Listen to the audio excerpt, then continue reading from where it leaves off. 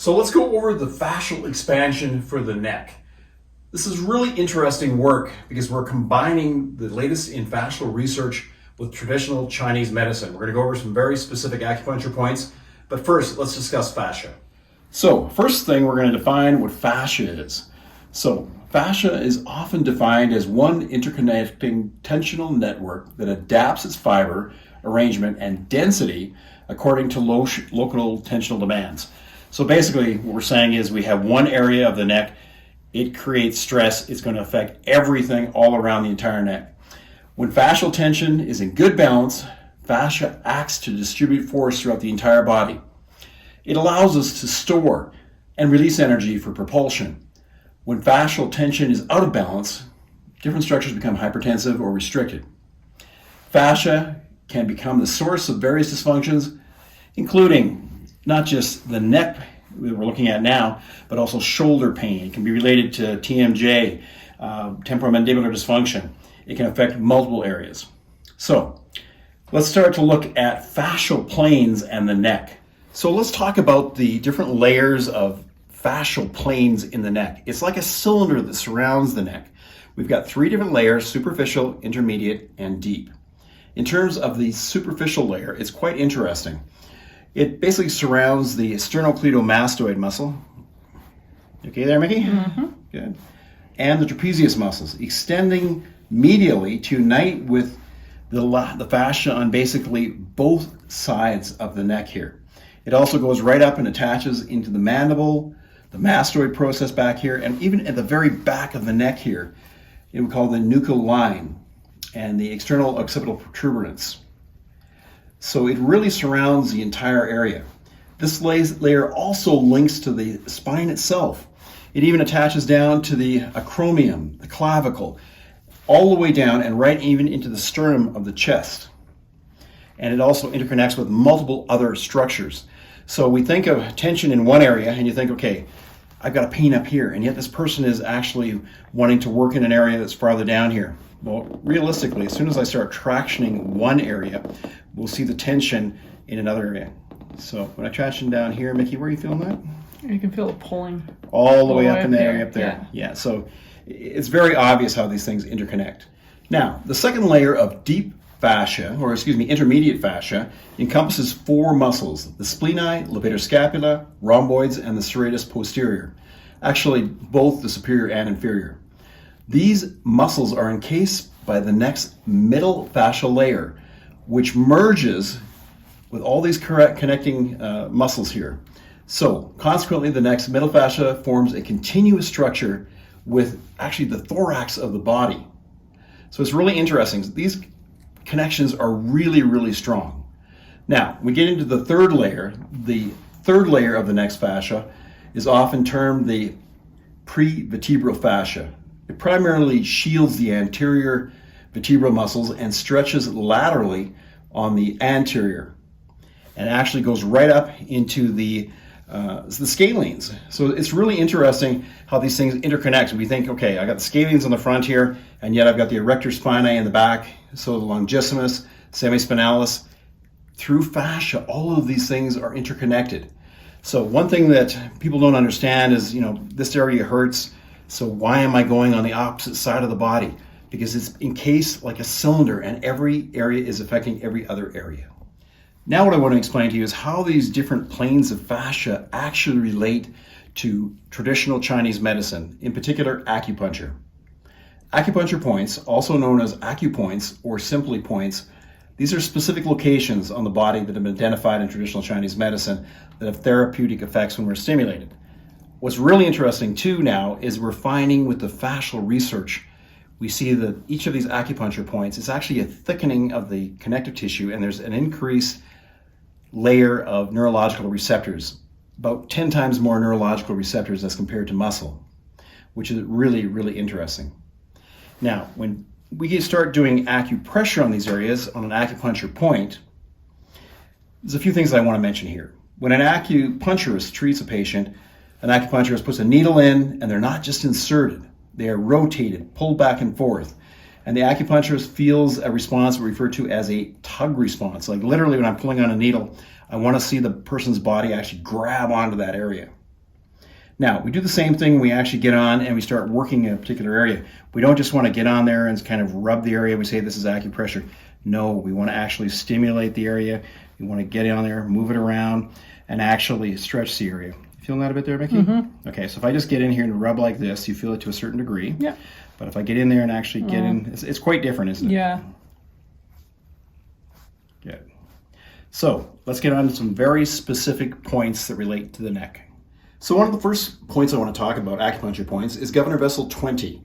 It's located on the top of the head. In traditional Chinese medicine, we talk about a measurement called a chun, but an easy way to find this particular one is at the midline along the line connecting the ears. So we go back from the ears here, kind of posterior, and we go right on top here. You okay there, Mickey? Oh, yeah. Now, and when I go on there, I'm not just going to push in. I'm actually going to try and stimulate the area a bit, moving it around. I'm going to spread it apart there. Okay, you feeling that? Yeah. Quite a bit? Yeah, it's pretty tender. Okay. Traditionally, this point is used to, well, in Chinese medicine, they'd say it clears the mind, relieves headaches. And it has quite a calming effect on the nervous system. And it's really interesting because you get people that are having severe neck pain, and you actually stimulate this point, and you find that there's a reduction in the amount of pain that they're experiencing. Now, we would get on this point for about 30 seconds to a minute.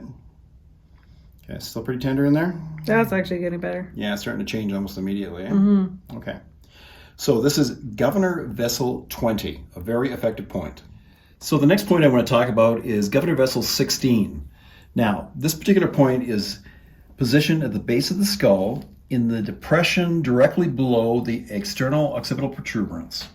It's midway between the different mastoid processes. So the two mastoid processes right in the middle at the base of the skull right here. How's it feeling, Mickey? That's good. Yeah, not bothering you at all? No, not bad. Okay. So we're going to get in there, we're kind of rotate that around a bit there. Not just push on the area. What do you feel when I actually get in there like this? Oh, boy, yeah. Feel that a lot more? Okay.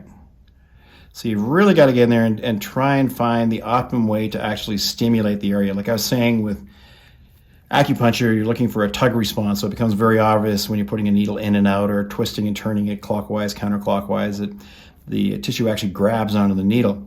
But when I go into here and I actually get in and I kind of work the area out, I can actually feel it a lot more when I go like this. Yeah. Right in there.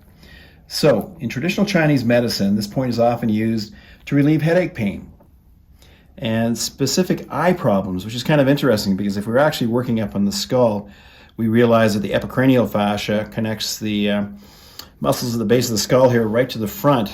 And there's another type of fascia at the front called tendons fascia. And it's really interesting because that actually connects into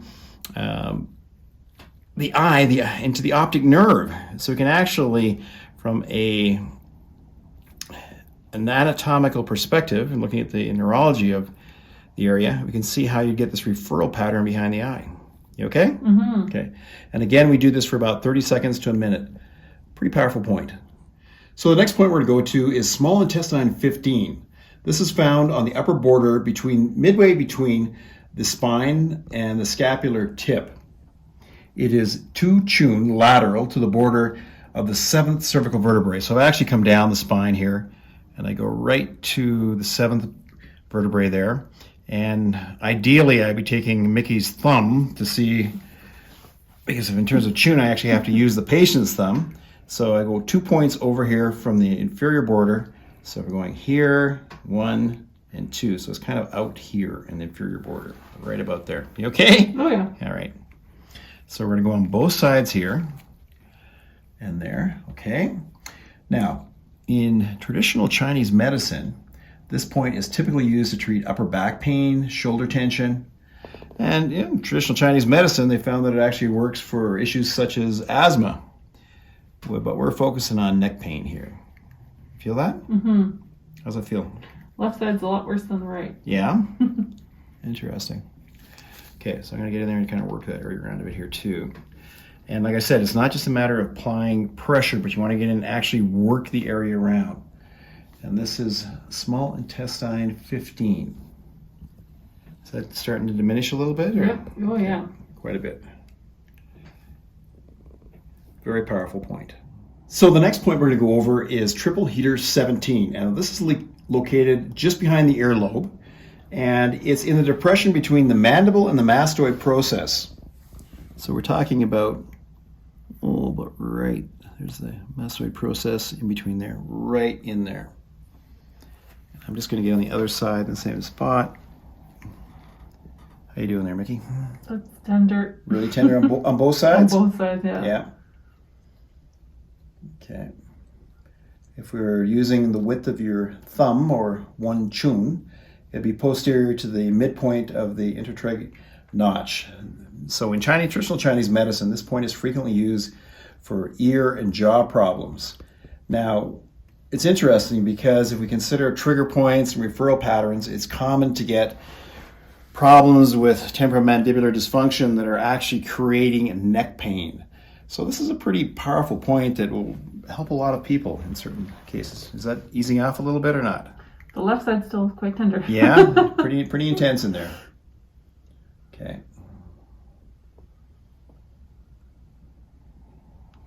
So we'd stimulate this point for about 30 seconds or a minute. Very, very powerful point. So the next acupuncture point we're going to go over is small intestine 10. Now, this is a really interesting point, and it's directly inferior to the scapular spine in the depression about 1 chun superior to the scapular spine. Okay, how does that feel right there? That's tender. Tender right there. So I'm just going to locate both sides over here. Excuse me. You okay? Mm-hmm. Just relax the arm there a bit. Okay, so scapular spine, inferior, just a little bit lateral there. So I'm going to get both sides here. Oh. Pretty sore. Tender. So this is kind of an interesting point because when we think of trigger points and referral patterns, that this one, I think, could commonly give you a referral pattern. You feeling just localized pain or anything? No, it's just localized. Just localized. Okay, all right. So this point is often used for relieving pain and tension in the shoulders, the neck, and the upper back, right there. So this is small intestine 10, and again, we would stimulate this point for approximately 30 seconds to a minute. And we'd actually get in there and kind of move it around, not just applying compression, but moving it. When I just apply compression, you probably don't feel too much there, do you? No. But as soon as I start moving, yeah, a lot. Okay. So this is small intestine 10, a very important area. So the last point we're going to do is large intestine 4. Now this is found on the back of the hand, between the thumb and the index finger. It's in the midpoint between the second metacarpal bone, radially towards the thumb, so about right there. Feeling that quite a bit? Yeah. Quite a bit. So this is considered to be a source point, a very powerful point. And it's interesting if we look at the research on this, because when they set up functional MRIs, you can actually see changes in brain activity when they put an acupuncture needle into this point. So this point is commonly used to relieve headaches. And you may be questioning, why would I be getting on the hand if I'm actually dealing with neck pain and headaches? This is because, again, of the increase in neurological receptors and how it actually affects the entire body. Now, there's one contraindication I want to mention here. We do not use this point on people that are pregnant, because they actually use this point in traditional Chinese medicine to induce labor. So this point should be avoided. Is that starting to ease off a little bit? Yeah. As soon as I got on there, you felt it quite a bit, though. Oh, yeah. Okay, all right. So, again, just to conclude here a little bit, the amalgamation of fascial release procedures and acupuncture points, when we use them both in conjunction with each other, is very powerful work, and we can actually address a lot of chronic problems that we wouldn't be able to otherwise. Yeah, that's quite a bit better. Way better. I'll even feel that now. Good.